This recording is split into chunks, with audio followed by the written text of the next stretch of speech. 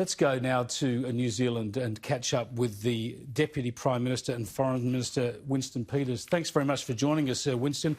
No, it's a very busy time for you.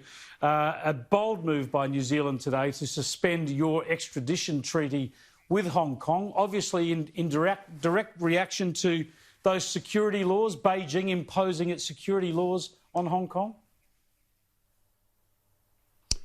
Look, I represented New Zealand in 1997 at the handover, where it was agreed that there would be one country and two systems.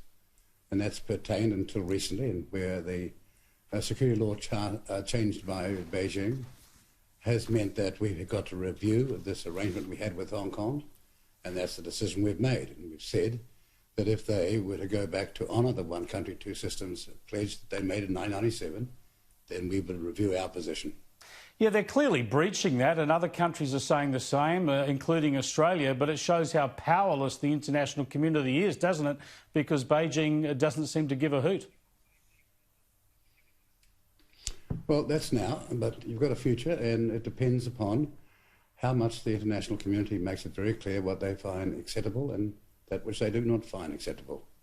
Well, let's have a look at what China has said in reaction to this. We had a similar statement come out against Australia when Australia suspended its extradition treaty. The Chinese embassy reaction has said that the New Zealand government's decision is a serious violation of international law and basic norms governing international relations. It's a gross interference in China's internal affairs. The Chinese side has lodged its grave concern and strong opposition. And this is the game they play. When you stand up to them, they say you're interfering in their internal politics. Well, that is indeed what the ambassador in New Zealand said. And my response to that is, we were there and accepted a commitment, and we believed in your word, and we still expect you to keep your word, and that's where things stand. I mean, we can have sort of megaphone diplomacy attack which doesn't help anyone. My diplomatic officials have met with the Chinese officials in New Zealand. That's behind closed doors. We've made it clear where we stand. But as I say, when I hear somebody or some country giving us a pledge with respect to a future arrangement based on the constitutional understanding that we needed to know about back then and now, I believe them and I expect them to honour them. And that's still our position. Yeah, so you're saying Beijing has broken the undertaking it gave to you and others in the international community. How deeply do you fear for the independence, the liberty, the autonomy, the human rights of people living in Hong Kong now? Well, that's at the very crux and the vital essence of this issue. It's about freedom, it's about democracy, and it's about a commitment made in 1997 to allow this system of freedom and democracy to continue, where they would have self-governance in the context in which the arrangement was made back in 1997. That's all we ask of China. Do you believe that we are now in a Cold War state between China and the US? Well, look, I can't answer for other countries. I can answer for mine in the context of being the foreign minister here and of having a full cabinet meeting on this matter and resolving what we would do.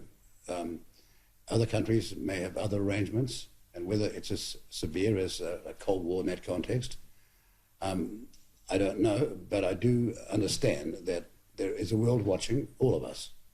It's watching Washington, it's watching Canberra, and it's watching Beijing, and it's watching Hong Kong. And I do think the international response is important in influencing all countries, including, dare I say it, China. There are rising tensions strategically, economically, diplomatically. Do you believe it's time for New Zealand to review its relationship with the US and its engagement in the Anzac tradition? Increase your cooperation with the US? Well, we've spent considerable time endeavouring to be as good a friend and a reliable a nation or neighbour as any other country, whether it's Australia, the Pacific, dare I say it, whether it's the United States, or for that matter, in cooperation with Beijing and cooperation with China. But we do have our principles. We're an enduring democracy that's been around since 1854. One of only 9 countries can make that boast. and we're proud of it, and we're not going to give up our representation of freedom and liberty or to stop being a defender of it. Do you believe, though, that it's time for New Zealand to engage more deeply on a security sense with the United States, particularly looking at the nuclear ship ban and the like? Well, if you're asking advice or to have far better relations with the United States, I most definitely have. I've had serious dialogue with my partner, so to speak, in this level of government. Vice President Pence. I've talked to my colleague Mike Pompeo extensively, both in person and by phone. I've done my best to improve our relationships because it's important, particularly in our Pacific neighbourhood, that we all step up. That's why we reset the Pacific policy that we had when we came in 2017, because we knew that there was the emerging vacuums that we in Australia and other countries had to do far better at engaging with all these Pacific countries. It's our neighbourhood, it's our security, it's our long-term peace we're talking about. But on the question you're talking about, I don't think it will advantage us to go back to 1985 in that context. And just could I say that in 1985, we were even then entitled to have a view. I just regret that we were back then so bad-mannered about it. You can agree with people, but you should not be, how shall I say, cheap and nasty about your disagreement, no matter what that country is. And I regret that part of our history. Winston Peters, just a couple of issues before we let you go. Last time we caught up, you were very forward-leaning on the Anzac travel bubble. New Zealand's remained virtually COVID-free. Of course, Australia has enormous problems in Victoria now. Does that mean that this Anzac bubble is finished as an idea, as a concept? Well, can I just say, looking from our New Zealand perspective, we seriously feel for Victoria and, dare I say it, New South Wales now.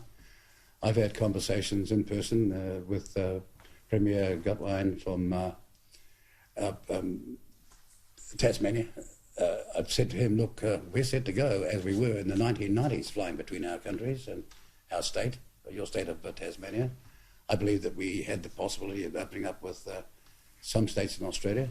But when you've got a federal system, as you know, where the determination as to who arrive is made by the Prime Minister Morrison and the government in Canberra, and interstate is a state premiership and government situation, we've got a serious complication. But you would be looking at Tasmania, maybe Queensland, Western Australia, South Australia. You could perhaps see that happening? Yes, if we were confident of the protocols and being utterly assured, both with respect to us coming to Australia and vice versa, that we would not imperil the populations of either country. I think that we could have done it, but as I say, when you get what you're seeing in, say, Victoria, it alarms a lot of people in this country. I have to face the fact that this has complicated the matter out of Canberra as well, and the ball lies squarely in, dare I say it, the Australian court. Just a couple of things then. So I wish that we could get back together. Indeed, and the sooner the better. Now, with an eye to the New Zealand election later this year, Judith Collins, the new leader of the Nationals, the new opposition leader, she's had no impact in the polls. Jacinda Ardern and Labor looking at almost 60% now. How do you sum up Judith Collins and what the prospects are at this election? Well, I'm glad you've raised that, Chris. First of all, the polls are chaff. I saw them in Australia when they had the Labor Party certain to win, and they didn't. I saw it in Brexit on 23rd of June 2016 in the UK, and I saw it with respect to Trump starting from 32% behind.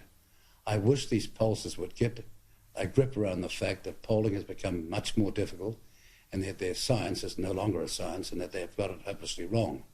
And you'll see in New Zealand as I speak. I know where the surge is coming, right here, right now, where some parties are concerned. So I'm not at all mindful of these pollsters who cover their butt by saying, but you can never rule a party called New Zealand First out. Well, because New Zealand First, according your party... It's much closer. Yeah, your party, New Zealand First, according to the latest polls, is only polling about 2%. That would mean, look, Labor would get government in their own right. And there's no way known you would be needed for a coalition. Do you fear this might be the end of New Zealand First at this election? Chris, I'm trying to help you here. It seems that you've been sucked into believing these polls as well. I'm just putting them to you. I don't believe them. Hang on. No. Let me tell you what my record is. To have forecast what happened in the UK, what happened in the United States, and dare I say what happened in Australia, because I didn't believe your pollsters. And I'm asking you not to believe mine. OK, so tell us what will happen in New Zealand. Tell us what will happen in New Zealand then, because I got Australia right too. I've seen the latest information on the polls that I do rely upon because they've done in a methodical way, and the structure is analytically sound, not perfect, but it tells me that the turnaround has happened and that the narrowing is already on its way. And we've got almost 8 weeks to go. OK, so it's going to be close. Does that mean you'll be happy to go into coalition with either side? Unlike the rest who sell their souls before the election, we don't say until the voters have spoken. The voters are king, voters are paramount here. When they've spoken, then we decide what we should do in the interest of stability in our country. That leaves you in a pretty good position. You can bargain with either side. Well, I'm giving you a promise and to all those New Zealanders over there with the right to vote in New Zealand. But you're not even backing your own government. Decide the next election. You're not even backing your own government in at this stage. No. Well, when I say you say your own government. I signed up with the Prime Minister, who I've backed through thick and through thin, and provided experience in situations where we had to have a massive handbrake because the potential decisions were wrong. But we've run a stable government. I gave a commitment to do that for 3 years. I'm not backing any government on election night because the deal is over and we face a new circumstance. Will the deal be renewed? We don't know, because it's the voters who will decide.